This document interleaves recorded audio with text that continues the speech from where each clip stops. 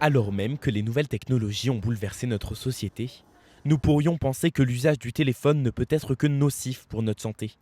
Seulement, depuis maintenant 3 mois, de nouvelles normes ont été adoptées sur les appareils électroniques. De la nouvelle puce jusqu'au changement d'écran, la conception de ces nouveaux dispositifs a été entièrement repensée. En effet, l'industrie technologique a pris un tournant majeur en mettant l'accent sur la préservation de la santé physique et mentale de ses utilisateurs. Quels changements peut-on observer sur la santé des consommateurs? Que pense la nouvelle génération de cette innovation? Pour trouver des réponses à ces questions, nous avons interviewé des passants afin d'avoir leur ressenti sur ce changement. Mon médecin qui me l'a conseillé, il m'a dit oui, prenez un téléphone, etc. Maintenant, ma peau, elle est toute lisse, etc. J'ai pas de rides. Vous voyez, là, vous me donnez quel âge, par exemple, là? Je dirais 19, 20. Eh ben, j'ai 30 ans, monsieur. Je fête mes 30 ans cette année. Je vais mieux.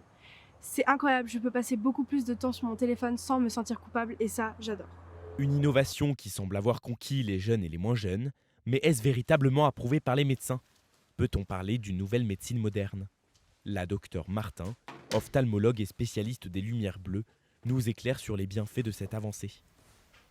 Très bien. Vers le haut. Ce nouveau processus, c'est un élément que les médecins, et notamment les ophtalmologues, attendaient avec impatience en raison de son potentiel à transcender le simple champ de l'amélioration de la vue. C'est important de constater que cette technologie s'avère influencer positivement des aspects de la santé allant bien au-delà de la sphère visuelle. Elle améliore le sommeil, l'humeur et semble même avoir un effet rajeunissant sur nos patients. C'est une vraie prouesse.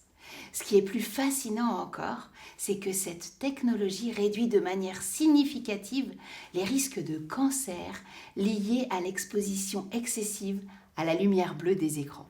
Voilà pourquoi mes confrères et moi, nous conseillons vivement à tous nos patients de passer le plus de temps possible sur leur écran pour vraiment bénéficier au maximum de toutes les vertus que le téléphone peut maintenant offrir. En effet, 98% de la population française utilise maintenant son téléphone quotidiennement afin de bénéficier d'une vie plus longue tout en ayant de bonnes conditions physiques. Dans les années à venir, l'humain sera-t-il voué à dépendre de la technologie pour sa survie?